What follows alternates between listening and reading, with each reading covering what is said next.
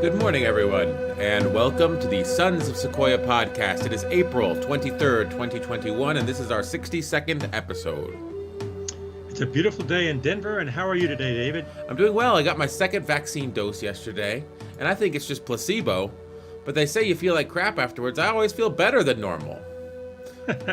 My first dose and my second dose, I think it's the optimism of knowing that things might return to normality that makes any side effects, it supersedes any side effects of the vaccine, if that makes sense.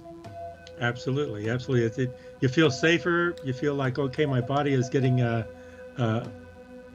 is doing its thing to prepare itself and protect itself from this pandemic. Yeah, I think the psychological benefit of having the vaccine outweighs any negative physical side effects that I may be experiencing. So I would say that on net, I feel better than normal.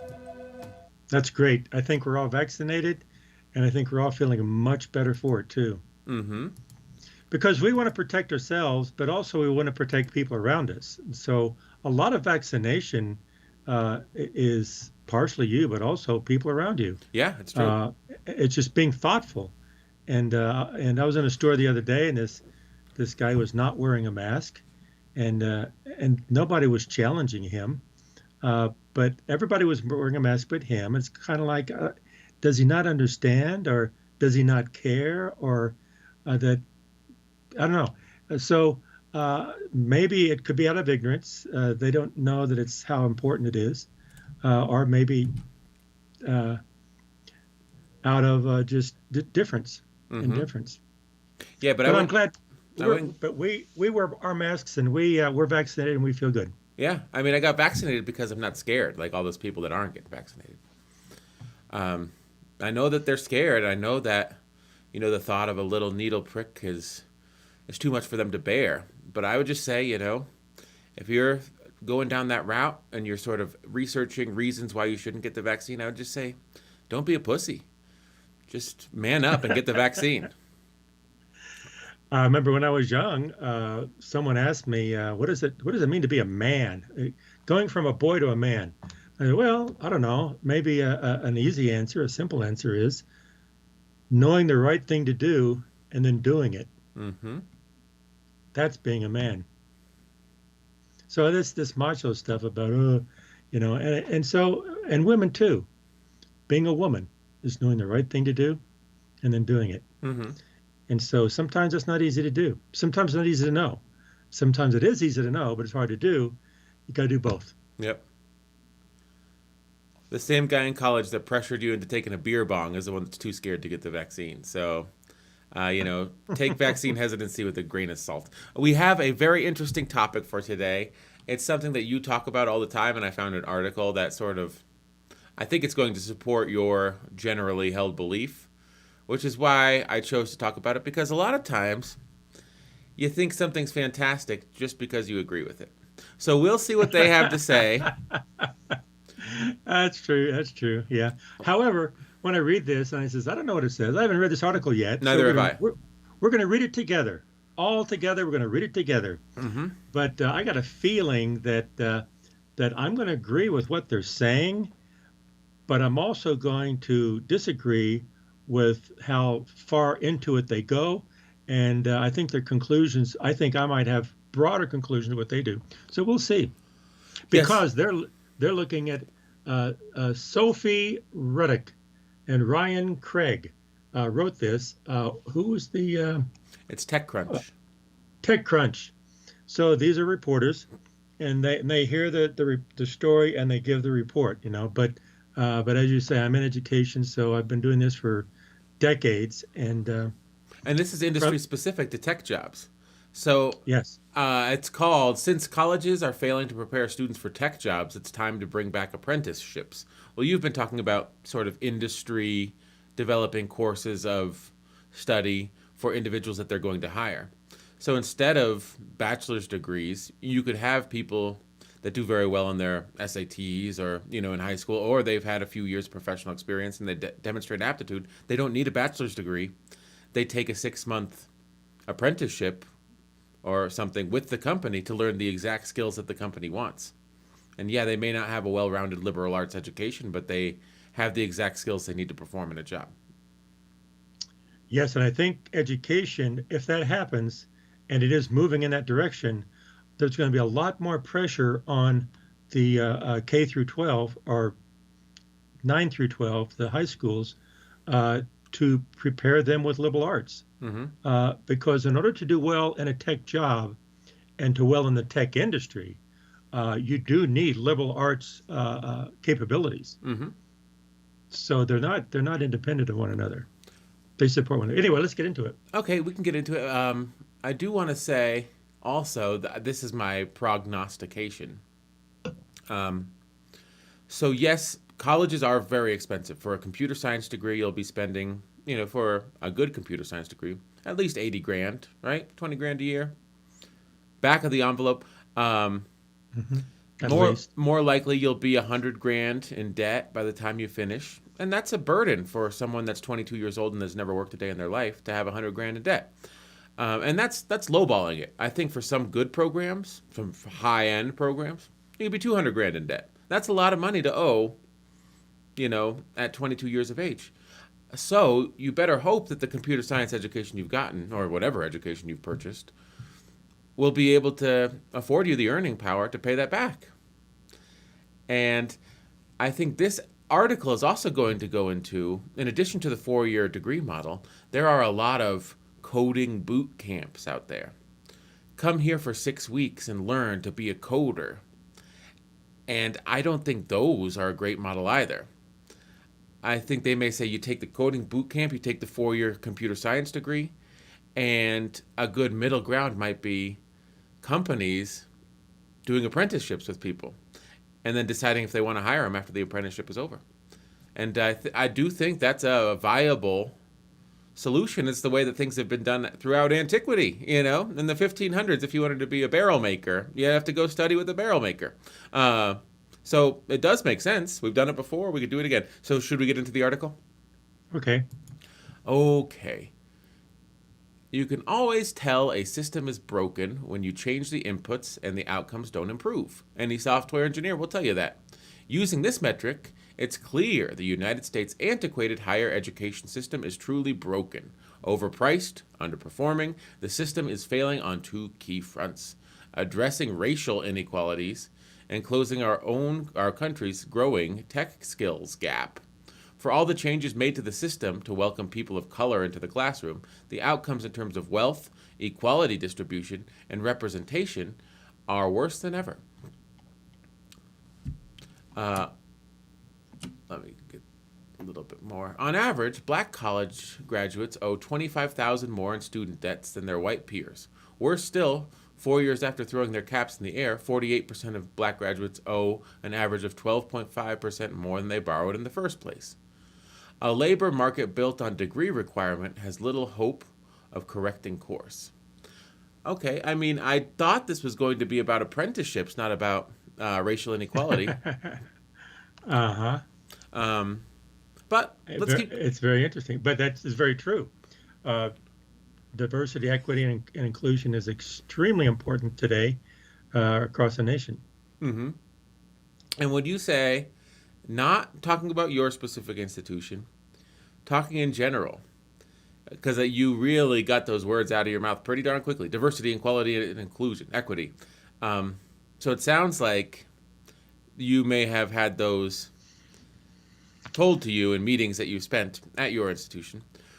Would you say the appearance of doing enough to provide diversity, inclusion, and equity is as important as actually providing diversity, inclusion, and equity? You want to No. appear as if you're doing enough. No, because it hides the real solutions. I don't think it is good. No, And, but do you think there's something to that? Like, let's do this because Oh. it can be our masthead.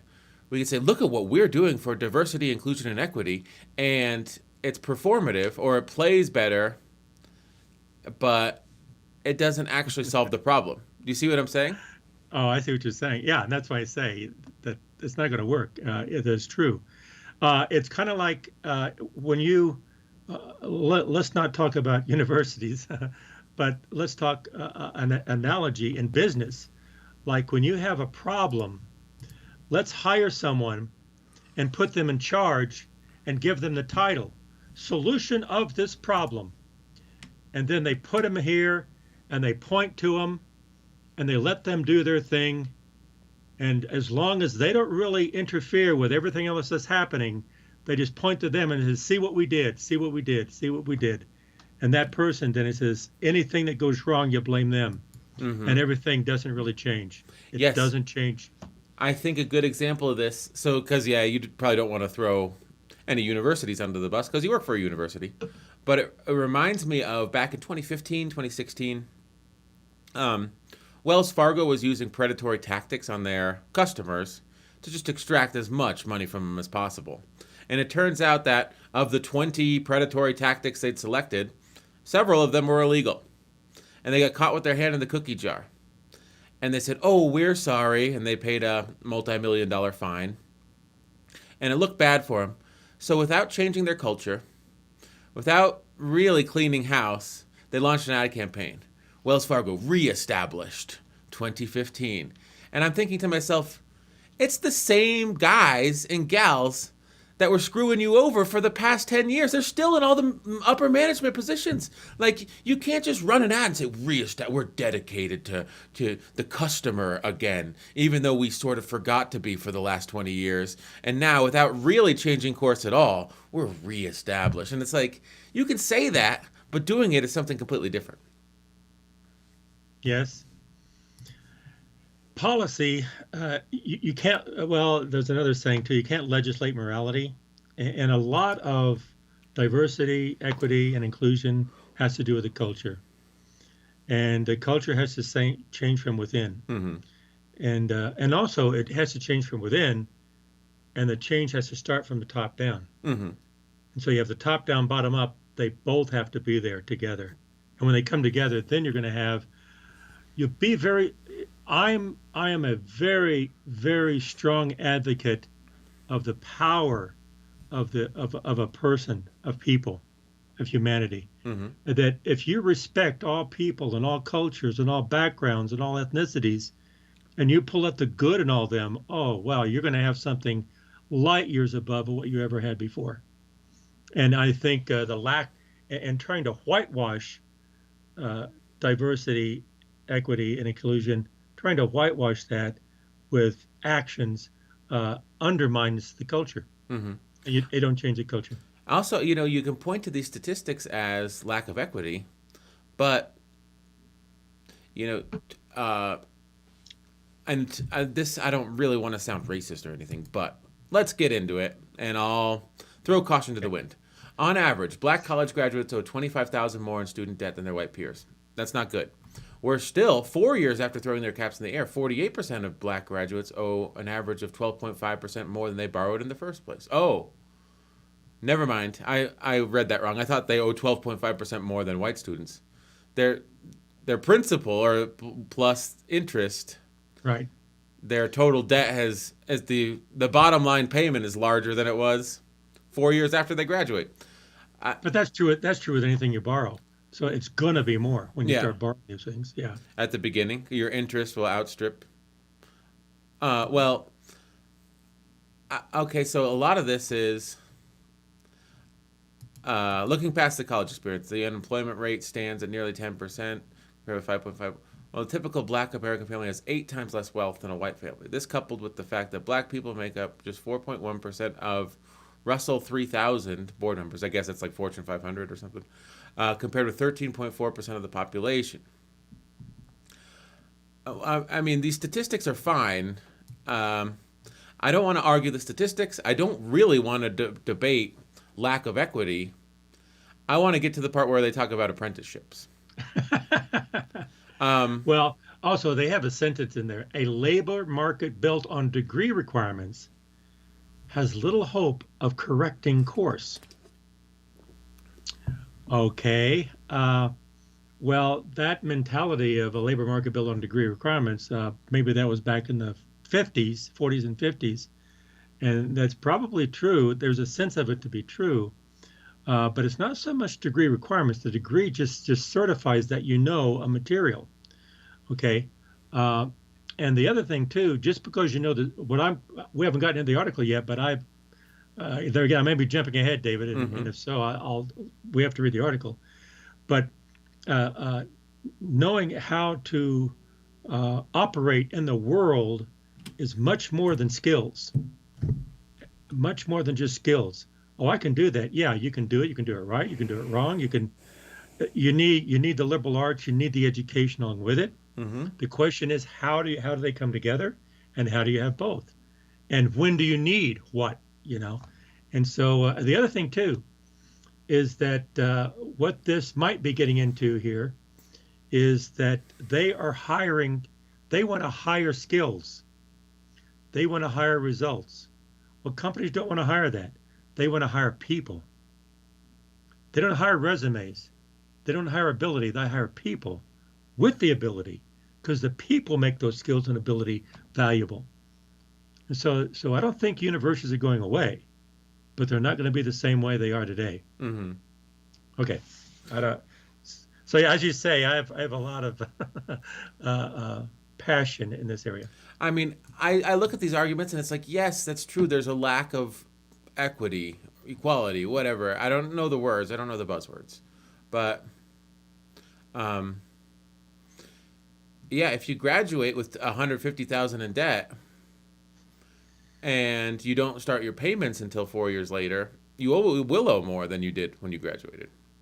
And the sidebar says, well, college, that's true, David. I mean, I'm not going to argue with the statistics. What I will argue with is, well, what do the statistics mean? What is going to be your conclusion from those premises? And your conclusion might go really astray from what the actual conclusions should be. Mm-hmm. And like the sidebar. But I mean, I'm looking at a labor market built on degree requirements has little hope of correcting course. And then the next paragraph. Black people make up just 4.1% of Russell 3000 board members, compared with 13.4% of the population. Well, my question is, how many of those 4.1% have a college degree? My guess is 99%. If you've made it to the board, like, you probably had a college degree. And if you're on a board of a Russell 3000 corporation, I don't even know what that means, but I'm assuming that you have a position that allows you to pay off your student loans, because you're the board of a Russell 3000 corporation. So yes, there's a disparity in the percentage of board members to the percentage of the population. But I guarantee you that most of those board members do have participated in a labor market built on degree requirements, and that's the reason why they're a board member. You see what I'm saying? I know what you're saying, and also I agree with you too. Also, in addition to that, how many of that 4.1% had their path laid out for them by their parents and their family, even though they were black? Yeah, they had a lot of help from their community or their immediate family or extended family to, yeah. So we're talking about ability of everyone. No matter rich, poor, black, white, no matter where you are, it doesn't matter. Does everyone have an equal chance of being successful in the United States? So I guess the thing is,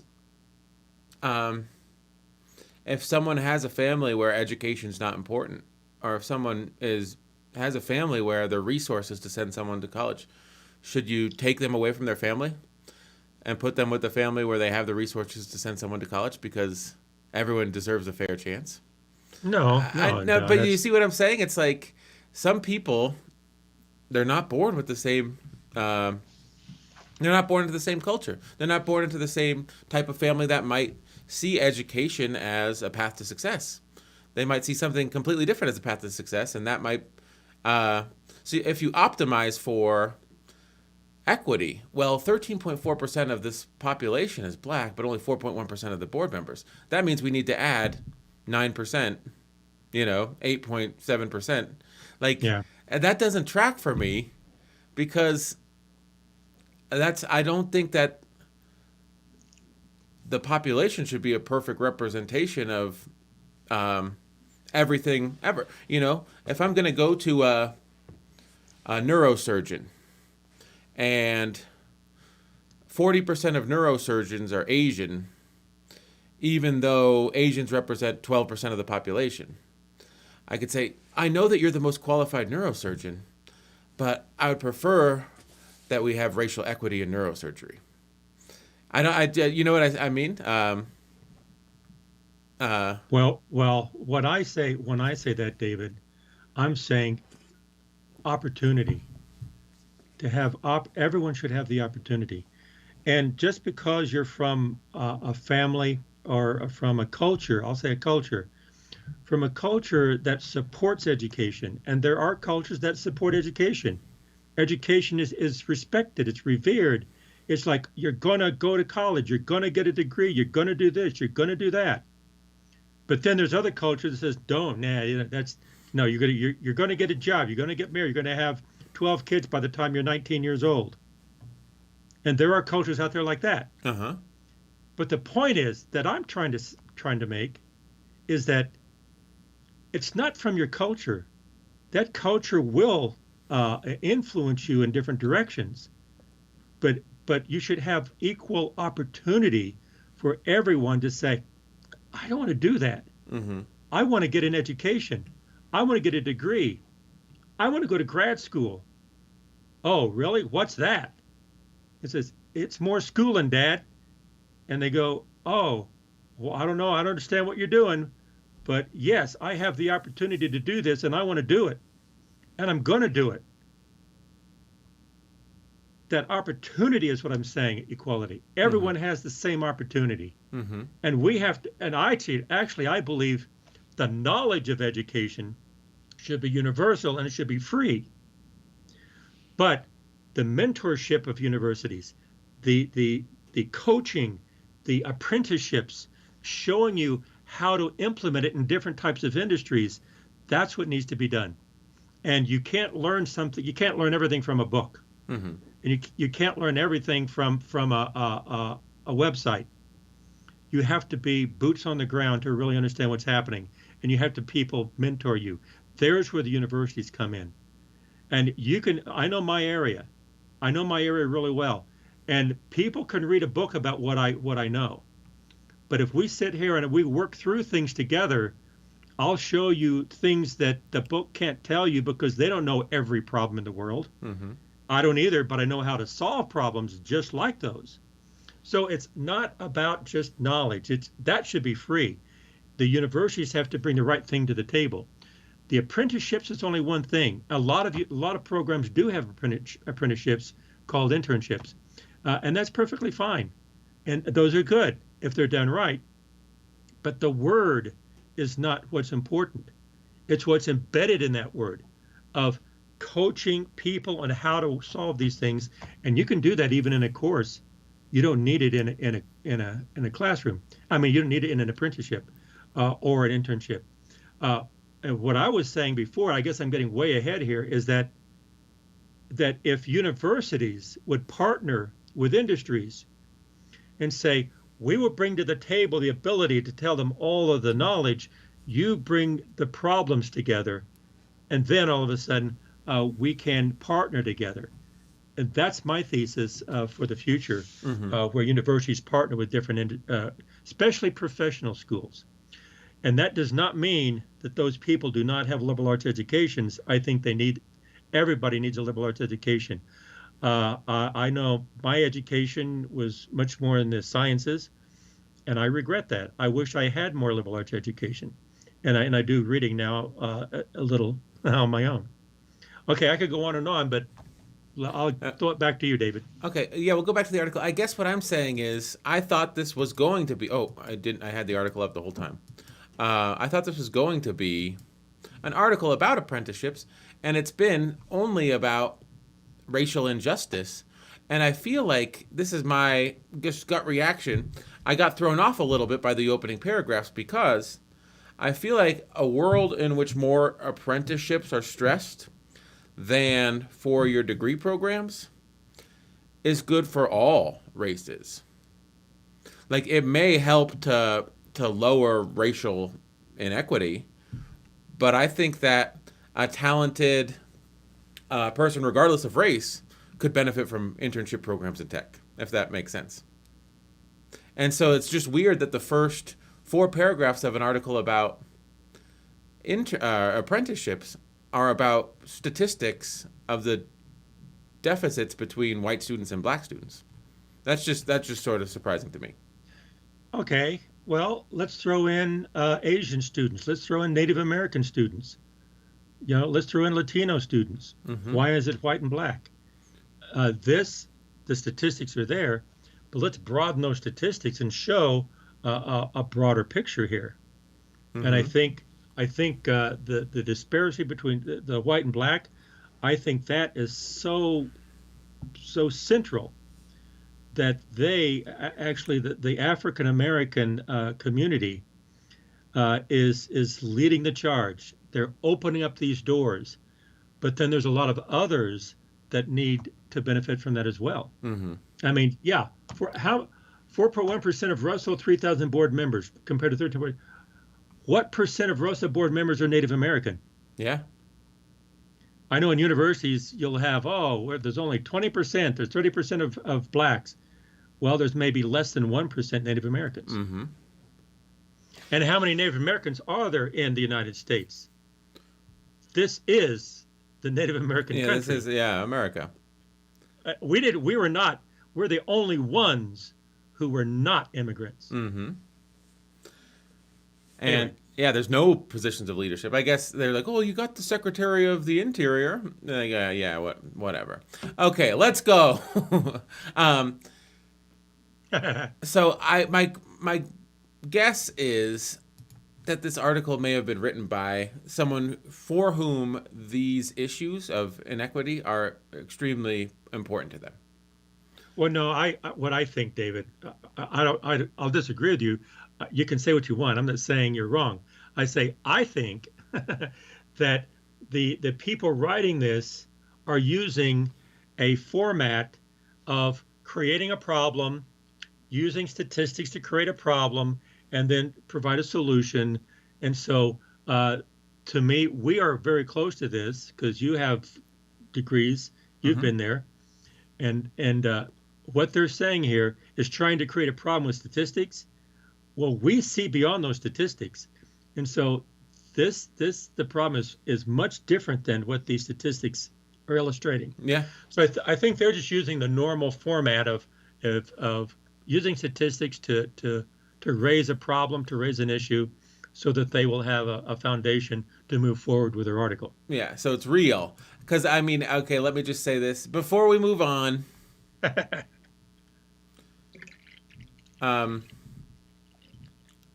so on average, black graduates owe $25,000 more in student debt than their white peers. Okay, that's not good, but let me say this. This is what I was thinking when I saw the headline. I didn't think we'd be talking about these issues because whether you owe $100,000 to a private student loan company or $125,000, both of those are good cases for maybe you should have gotten an apprenticeship instead of a 4-year degree. You see what I'm saying? Oh, yeah. So, even though there's a racial disparity, that doesn't make apprenticeships a bad idea for a lot of white students who may have an advantage over black students. I think that... Very good point, David. Very good point. Okay, so let's go on with the article. This isn't just a matter of grave injustice. The racial wealth gap costs the U.S. economy $1 to $1.5 trillion in GDP output per year. There is financial and moral imperative to do something about it. Then there's skill gaps. Now we're getting into the skill gap is where you would advocate for apprenticeships. For all the belated changes made to academic programs and curricula, and while colleges and universities do as good a job as they've ever done at preparing students with the cognitive and critical thinking skills they'll need to be successful in the long run, the college system just isn't providing the right training for jobs in 2021. 10 years ago, 56% of CEOs were extremely or somewhat concerned by the lack of talent for digital roles. By 2019, this jumped to 79%. This is why well over 50% of new and recent graduates are underemployed in their first jobs out of college, two-thirds of whom will be underemployed 5 years later and half a decade later. There must be a better way, the way that empowers young people to achieve in-demand skills while avoiding decades-long burden of student loans, a way that doesn't discriminate based on socioeconomic background, while exposing the talent-hungry employers to a new pool of qualified, driven individuals. In the explosion of ed tech businesses with new approaches, we are in danger of overlooking an established model that can be adapted to save these challenges. That model is apprenticeships. Okay, before we get into it, they finally got into what I was saying, but there's no guarantee that the structure of an apprenticeship program won't benefit whites over blacks. That's right. And you could say, look at the disparity in this apprenticeship program. It graduates 15% more whites than blacks. We need a new model. So I don't think that the racial disparity should be the impetus for an apprenticeship program. I think the inadequacy of college cost-benefit ratio. I mean, college is good, but if you don't want $200,000 in debt to go out there and get a job and you could do it with an apprenticeship, that's going to be a good option for a lot of people, and regardless of your race. Well, yeah, I think that apprenticeship is just one solution. It's not the solution, and in some cases, it's not a solution. Yeah. I think they're simplifying the problem way too much. But I said that's why oversimplifying the issue. But I said it's going to be a good option for some people. You see what I'm saying? That's why I said that. I didn't say it's not it's an alternative for college for a small subset of people that go to college, and for a small subset of people that don't go to college. They'd be better served by doing an apprenticeship. Absolutely. I've even told people in my class that, because I've done this for decades. So I see these people go through. I see hundreds of people a year, and I've told students in my office, I say, you shouldn't be here. You really shouldn't be here. You really should start working. And I said the reason is because you're good at it. Do what you're good at. You're not good here. Mm-hmm. You'd be excellent over there. And I'm not say where, because I've said that. Anyway, you're absolutely right. This is only one answer. Mm-hmm. And also, this answer may not even be the right answer for most people. Yeah, it's true. It may be, but I think another reason for the statistics is that it may be because universities traditionally and currently are very, very slow to react to things, to react to movements of education, of knowledge, of skills. And the tech area moves extremely rapidly. I mean, back 100 years ago, new things were being developed every 50 years, every 20 to 30 years. And every 50 years we'll have a breakthrough. Every 20, 30 years we have more technology, okay? Mm-hmm. Okay, and so when Henry Ford had the assembly line, how long did it take all the automobile industries to have the assembly line? It took years and years and decades, right? Yeah.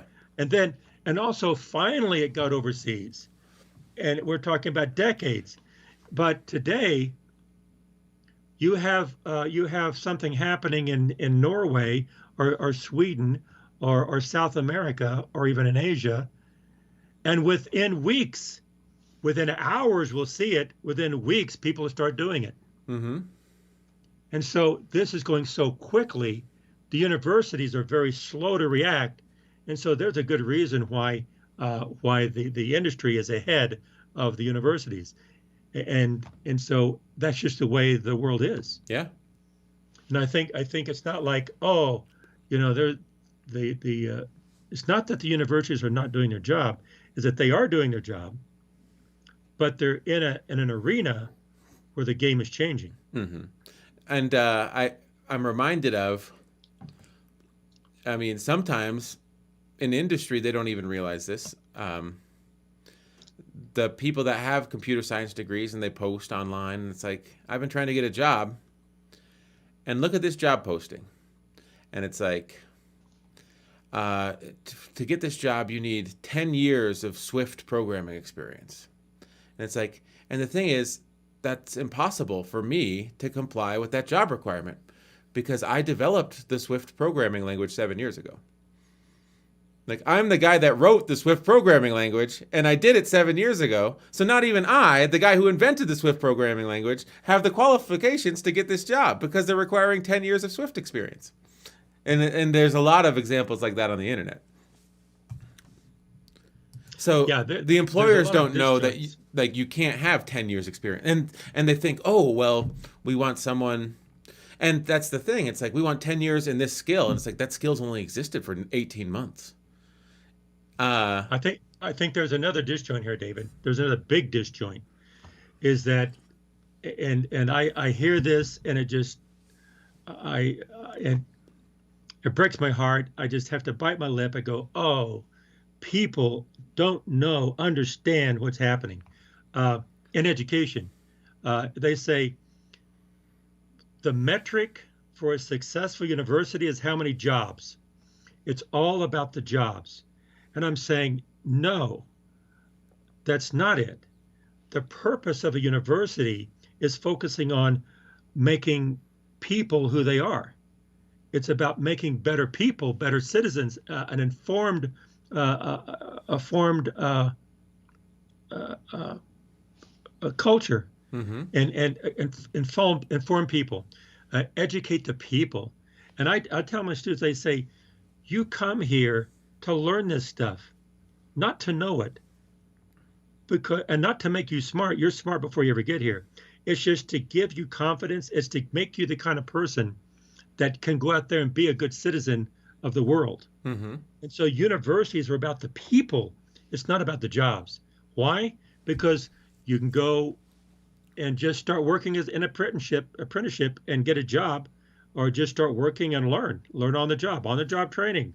So the jobs are a very, very bad metric for education in a society. Yeah, like because if you have an entire society that all they can do is just their job, okay, and so then basically you have a lot of machines running around, a lot of clones walking around, just doing their job, and so someone up here has to make the decisions on how to coordinate all this stuff. And then you're just being used. Like, here's my example. It's Cambridge, 17th century.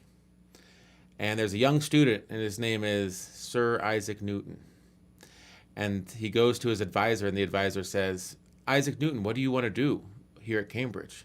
He's like, oh, I think I'll invent calculus, and I'll discover physics, and I might work on the theory of gravity and develop color science. And his advisor says, listen, the point of Cambridge is to get you a job. An inventor of physics and gravity and color science and calculus is not a job. So we're going to put you in the engineering program. You can work on mills. How does that sound, Isaac? What would the world have lost if that's what the point of Cambridge University was in the 17th century? Universities have the mission of unlocking human potential. And that should be a tagline. Yep. Unlocking the potential of humanity, human potential. It's not about getting a job. Thank you, David. That was an excellent example. So, back to getting a job, the apprenticeship movement. There's a lingering perception in America that apprenticeships are the province of construction and building trades, or even medieval guilds like smithing and glassblowing. That's sort of what I said. If you want to be a barrel maker, you gotta. Well, not anymore. That's right. We've been focused on ed tech, that's education technology, that's stuff like Galvanize University or these coding boot camps, or despairing over the widening skills gap. Apprenticeships have been rebooted. Modern tech-driven apprenticeships are emerging as a faster, cheaper, more impactful alternative to higher education. In Europe, tech companies and non-tech companies increasingly hiring entry-level workers with discrete skills are already leveraging apprenticeships to provide a direct route into the labor market for diverse talent, from software engineers to data analysts. The apprentice of the 21st century is as likely to wield a keyboard as a wrench. Fully employed from day one, apprentices earn a wage while they learn on a program that is entirely free to the individual. Their training is delivered alongside their role, with this applied learning approach ensuring relevant skills are tested and embedded right away. Part of the challenge presented by the existing system is that college provides a single shot of learning at the start of a career, with a focus on knowledge rather than skills. Like we said, that's not necessarily a bad thing. Instead of time-consuming traditional education models, we should be encouraging companies to focus on training individuals for highly skilled jobs and adapting training as roles shift throughout a lifelong learning journey. Against a college system churning out graduates armed with knowledge of limited applicability in the workplace, apprentices have real work experience and transferable skill sets in the tech and digital spaces. As we write this, tech apprenticeships represent less than 1% of American apprenticeships, while 78% of apprentices are white. But change is in the air. The Biden administration has gone out of its way to highlight tech as a growth area for apprenticeships. The president also announced his commitment to raising apprenticeship standards, starting with casting off industry-recognized apprenticeship programs lacking in quality and training rigor. These aren't just words either. The apprenticeship reboot will be powered by a new National Apprenticeship Act. This proposed legislation commits $3 billion over the next 5 years to expanding registered apprenticeship programs across a range of industries. If it's done right, tech will be front and center. Okay. Before we move on, I tell my students, I say, what's the difference between education and training? I say, you can be trained in a skill to do a job. And you can do that with an apprenticeship, or you can do that with certifications. You can do that with going into these companies and on-the-job training. And you know that job. You know it very well. Education is telling you why you're doing it and how you can do it better and how you can change it and how you can replace that with something that's going to be better. Now, training focuses on one little part. Education broadens it up and looks at the concept on why you're doing it. So if you know why you're doing it, but you don't know how you do it, you're not going to be productive in the short term. If you know what you're doing, but you don't know why you're doing it, then you're not going anywhere. You're not going to be productive in the long term. You're never going to grow. Mm-hmm. And so what they're saying is apprenticeship is going to be the solution of the future. And I'm saying that is just as bad as saying all you need is a knowledge and you'll figure out how to do it on your own. You need both of those things together. Mm-hmm. You need to understand how to do it, and you understand why you're doing it so you can make it better. And so there's the Newtons. You have the Isaac Newtons. You have the Bill Gates. He left college to begin building things. Mm-hmm. Okay, but you also have the people who actually do it. The tech people to do it. You also have the people who use that. And I remember when I was in school, they said, okay, the people who make Bs, who have a B student or a C student, they're practical. They're very practical. They don't nut into the analytic stuff that much. Yeah, well, they joked and they says if you look after they graduate, the A students who understand the technical will be working for the B and the C students who understand the industry. Yeah. Maybe I didn't say that right. No, but it sort of reminds me of on Fantasy Factory starring Rob Dyrdek. It was his show before Ridiculousness, which is the only thing they play on MTV. But he and everyone in the Fantasy Factory took IQ tests, and he was average. And there's people that are his employees that were much higher IQs than him.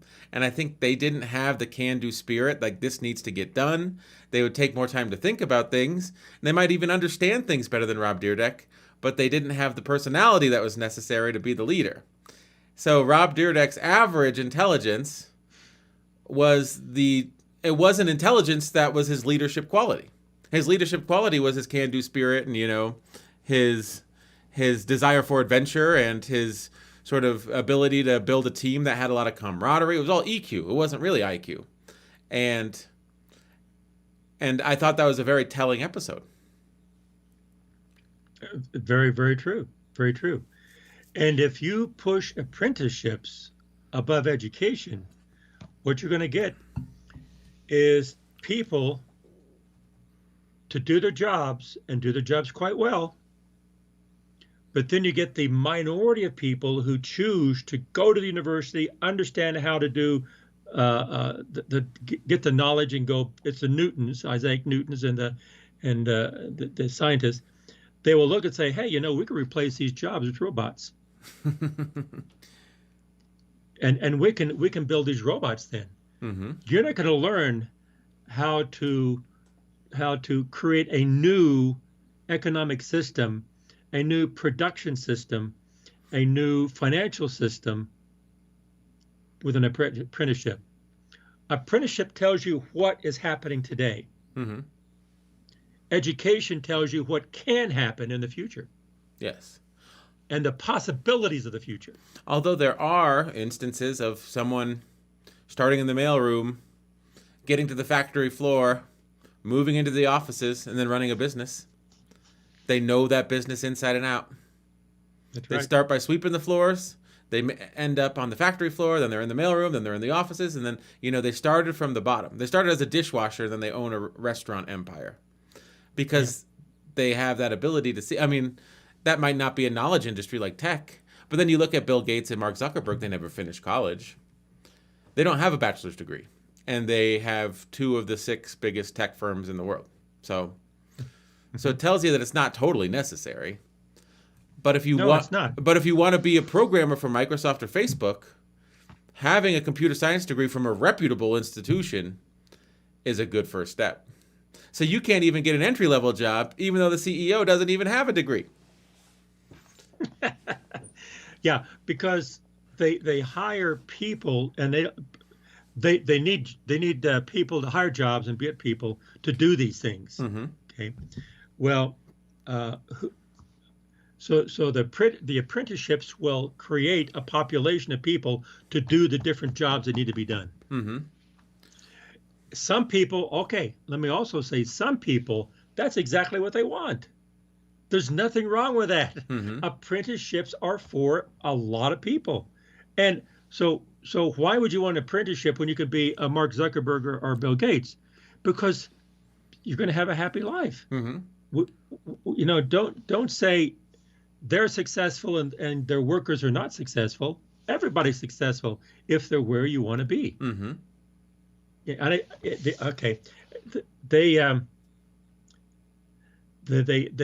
imply that, if you get a job, then you're successful.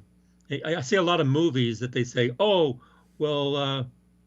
have to marry a lawyer or a doctor. Says, I want to marry this guy over here who doesn't do anything. Why? He doesn't have a good job yet. Well, you're going to have a happy life, and you're going to make it. You're going to make it work, and a lot of people have.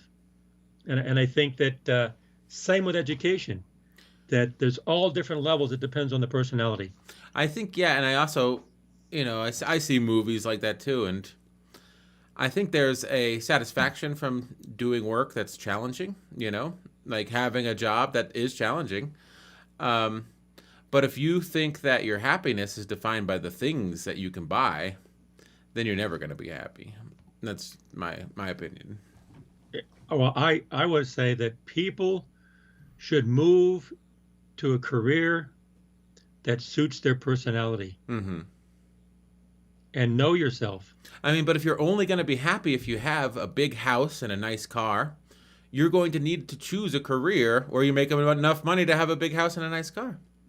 If that's the only thing that's going to make you happy, you can realize it. But if you realize, I can drive a 2006 Honda Civic and I'll be happy. Maybe you don't need to knock yourself out. There's a guy, Gary V. He's a sort of charlatan, motivational speaker on the internet, and he says, I know people making $80,000 a year, and they're some of the happiest people I've ever met. They leave their job to make $100,000 a year, and they become some of the most stressed out, irritable, unhappy people I've ever met. And they think that life's a game where you move up a ladder, but life's not a ladder. Like, sometimes the rung you're on is the right rung to be standing on, and the rung above it will ruin your life. That's right. Absolutely. Absolutely. I've turned down things because I thought, no, that's not. Yeah, I could do them. Mm-hmm. You don't do things because you can. Know yourself, and you do things because you should. Yes, and sometimes you should isn't just because you want to. It's like, I don't want to do this, but I probably should. Because I'm the best person for it. I may grow as a person. I may learn something. The struggle of trying to push it through to the end may cause me to come out the other side as a better person. And it's not about I don't want to do it. It's like, of course I don't want to do it. It sounds like a pain in the ass. But I should do it because I'm the right person at the right time to do this. So you do, I think that's why it's good to say you should do things because you should, not because you want to. Because there's a difference between should and want to. Don't you think? Absolutely. And should doesn't mean, oh, I should because I'm the right person for the job. No, I should because it's right for me. Mm-hmm. And right for you might not be, this is going to be so fun from beginning to end. You could say, oh, this is going to be a pain in the ass from the second I start to the second I end, but I should do it because no one's going to do it for me, or this is a great opportunity and I see a finite end to it, and when I get through it, I'll be a stronger person than I was before I started. That type of thing. Thomas Bayes was a minister, and some of our listeners, if they're is probably know Bayesian statistics. There's a whole field of Bayesian statistics which is based on Thomas Bayes, and I love this story because Thomas Bayes was a minister, and in his whenever he lived, I can't remember when he lived, but I'll look it up. Okay, but he was a minister because he loved statistics. He loved mathematics and statistics, but that was not respected. That was no, don't do that. That's horrible. That's terrible. Be a minister. That's what you should be. So he was. The society forced him to being a minister. So when did he live? 1702 to 1761. In the 1702, in the early 1700s. Mm-hmm. So he was a minister because that was respectable. A mathematician, a statistician, actually there wasn't even statistics back then. A mathematician's that was not respected. You need to get this job. So he did. But he would go home at night. Nobody saw him. By candlelight, by the fire, he worked on statistics because he loved to do it. And he worked on it every single night, and he wrote volumes. No one ever knew he did it. And he just kept writing and writing and writing, because he just loved to do it. Mm-hmm. After he died, one of his colleagues, someone who was a mathematician, saw these papers, read through them, understood them because he was a mathematician, said, this is awesome. This is fantastic. This should be published. So 2 to 3 years after his death, his friend, I don't remember his name, he published these things. And all of a sudden, the field of statistics in the late 1700s, early 1800s, it was in its infancy. It began to grow. It began to grow. It began to grow. And today we have a whole branch of statistics called Bayesian statistics, which the internet uses for real-time streaming data. Mm-hmm. And it was by this Thomas Bayes who just did it at night. I says, when you find something that you'll do at night when nobody's watching, and everyone tells you not to do it, but you do it anyway, even though no one's not watching at night, that's what you should be doing. Mm-hmm. Well, that's a good story.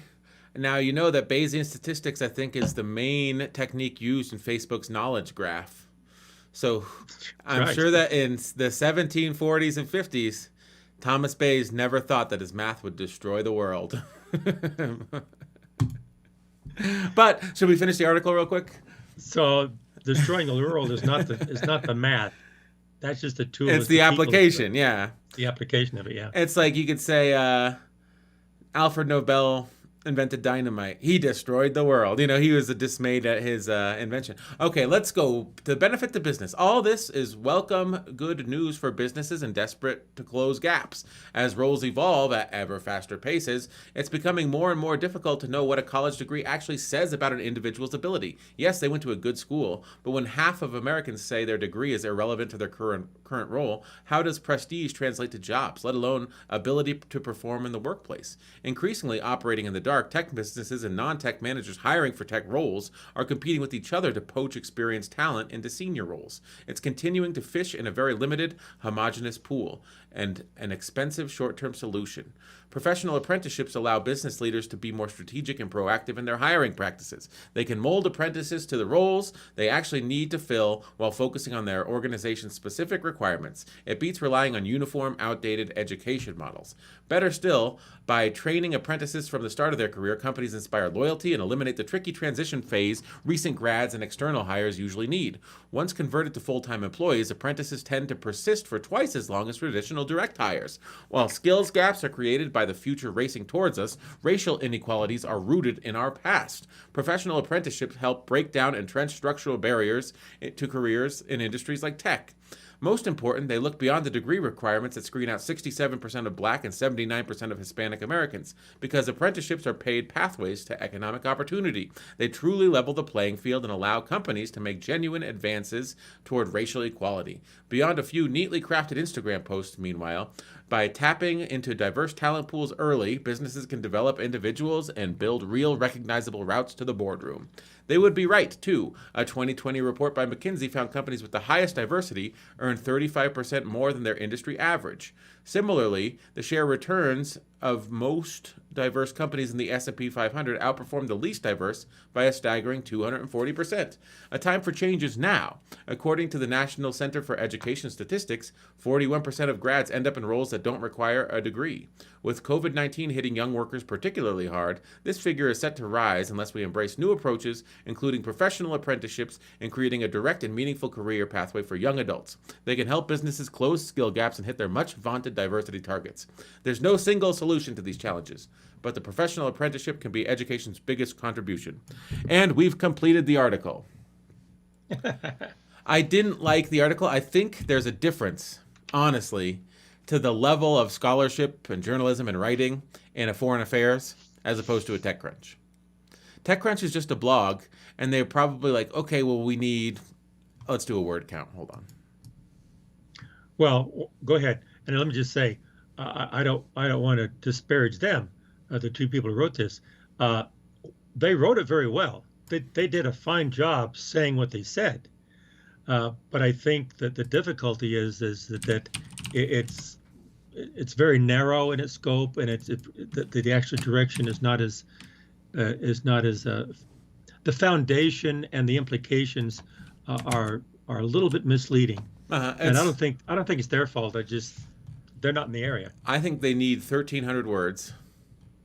And so that whole first part about diversity, it's sort of cramming a square peg into a round hole. And then they sort of try to bring it back. It's like, and this thing that'll benefit everyone will also benefit diversity. And it's like, okay, but you just said 79% of Americans in apprenticeship programs are white. So, which one is it? You said the apprenticeship programs suffer from lack of diversity too. So what's I get upset when people make an argument and then they propose something that's a good idea and they say that'll solve this problem. And it's like, no, it won't. You introduce a problem and then you talk about a solution that's a solution for something other than the problem that you introduced. Yes. You see, being an educator, I agree with you, David. I'm that way too. But I totally agree with you. But when I think of Sophie and Ryan, who wrote Sophie, Ruddock, and Ryan Craig, who wrote this, I want to encourage them to keep writing, but be careful how you write, and just take our critique as support to rethink how you start writing things. It's a good story, but it's not a right story. Yes. And so be careful. So I don't want to discourage them from doing what they did. Yeah. What they did, we find holes, but learn and keep doing what you're doing. Don't stop. Well, also, the racial inequality, framing things through the lens of racial inequality is fine, and I think it's less disingenuous, more ingenuous. It's less disingenuous than sort of framing it as a Republican Democrat issue, you know, because I think that the problem is when you sort of bifurcate the world, like there's this inequality, and something good will lower inequality. So this is a good idea because it will lower inequality. Well, sometimes something good is just good, but not because it will lower inequality. Um, What you're saying is, for those, uh, what you're saying is that racial inequality, diversity, equity, inclusion, DEI, uh, that's a confounding factor. You can pull that into almost any type of thesis mm-hmm. because it's just part of our culture. And so I think that, yes, it's there, but it may not be one of the primary type factors that need to be focused on. When you talk about apprenticeships and education and the technical area, yeah, sure, diversity is part of that, but that's a confounding variable. Focus on the issue. Mm-hmm.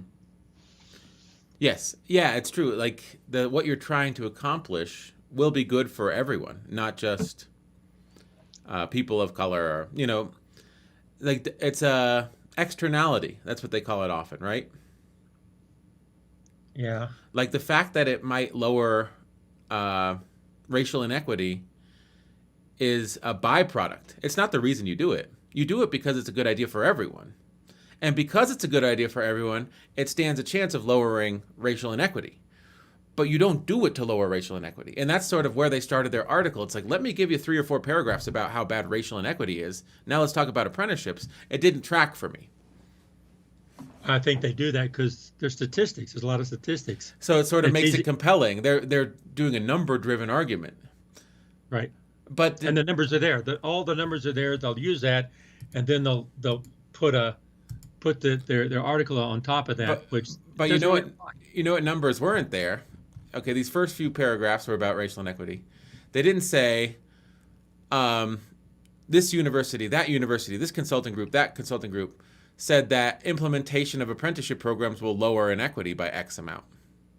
There's none of those numbers. It's like we have this problem, and here's our proposed solution. There's no evidence that our solution will address the problem that we posited in the first few paragraphs. It may address a problem other than the problem that we presented, but it may not actually address the problem that we presented. That's right. And I think to write articles like this, be careful mixing areas. And I If you think talk about tech, be careful mixing diversity. yes, and Okay, I think that's what's infuriating to me about watching the news. So if you watch CNN, MSNBC, Fox News, it's Yep. all filtered through partisan politics. And sometimes people do stuff because it's a good idea. They do stuff out of the kindness of their heart. And sometimes people don't care about Joe Biden or Donald Trump. And so like this person donated a bunch of money to little kids in orphanages. It's like, well, are they a Democrat or a Republican? It's like, who cares? It's like the story is that they did something good. It's not, let's filter it through the lens of partisan politics. And so I think this article sort of had this idea, like, we're going to talk about apprenticeships and say that it's the solution to racial inequity in tech. And I didn't quite get that connection. You can't just front load a bunch of facts about how there's a problem that exists and then propose a solution and not connect it to the problem that you proposed and say, we solved it. Racism's over. Apprenticeships. When Martin Luther King said, I had a dream, what he meant was tech companies would have apprenticeships. Well, I think a bigger issue here, apart from this article, is in this area. Is that where is education going? Mm-hmm. What is the future of universities? How can you support the tech explosion of rapid development Uh, the actual amount of data that is exploding right now is how do you handle that data? How do you assimilate the data? How do you collaborate the data? How do you analyze the data? And what are the new models that are coming out now to actually generate the data? And those skills are there, but the results do not exist Mm-hmm. because you need skills not at the level they're talking about. You need skills, higher skills, to create new solutions to these problems that we see. Mm-hmm. And the problems. So where is that future? So that's probably, you're right. An article. On the other hand, what this article did, it made us think about this issue Yeah, quite it's a bit. true. Very true. This, but what I'm saying, that should be an article maybe in a tech journal like Foreign Affairs or something with a tech area, Yeah, saying, that's more about scholarship and less about sort of I grabbing headlines. You know, TechCrunch, it's a journalistic site. They want you to click on the site, and then you read through. You're not supposed to sort of parse it as hard as we do foreign affairs. and we are. Yeah, and we're doing it. We're parsing it, Yeah, and so that's probably not fair to Sophie and Ryan. yes. I don't want to discourage them from not writing. I want them to keep writing, Hmm. but be very careful what you write because you do have a responsibility when you write these things, a big responsibility. And one thing is about being correct, and I'm sure their statistics are correct, but the other thing is the implications from your writing. You got to be very careful what is being implied Hmm. from what you write. And so, just like you said, David, you got angry because you saw the implication was, oh, this is a solution. It's not. It is. It's really showing the problem Yeah. and showing multiple problems and how they work together. Well, state that. Don't say it's a solution when it's not. Hmm. And I just taught the other day and said, when you say anything, only say what you know and don't say what you don't know. Hmm. That's real simple. And don't allude and don't let things go in a direction that you don't understand. Yeah. Only say what you know. That's why when I feel bad when we started the article, I thought it was going to be about apprenticeships. I don't really like talking about racial equity because I know that there's people that's at the front of their mind and they have control of the facts and they have control of the language around it. And I'll probably end up saying something that offends them inadvertently. And so it's like I'd rather just not talk about it at all. But it's fascinating that someone that understands the issues, understands the language around it, the culture of, pushing for greater equity, inclusion, diversity, and understands the numbers of, 14% of this race has less opportunity than 12% of this race, and you start talking to them, they'll immediately get offended. And it's like, no, you need to be working with the same set of numbers, the same set of facts, the same set of jargon, and the same viewpoint as me, or else you're wrong. And it's like, okay, well, I don't understand this stuff. So I think, like you're saying, it's difficult to talk about stuff you don't understand. Anything I said at the front that might have been offensive, like, it's because I don't understand this stuff. So if you heard me say anything and you want to take me to task for it, please instead, let's engage in a dialogue and help me understand your viewpoint. I think another issue that I want to say to Sophie Ruddock, Ryan Craig, and TechCrunch is that I would say rewrite this article. Rewrite it, take this diversity stuff out, and start with, here is the explosion of technology. Here is the need in technology. Here are the universities that are supplying that need. Here is a disjoint, and how should that be narrowed? Mm-hmm. That's the issue. That's the issue. Looking at the industry and looking at the universities and say, how can they come together? That's the article.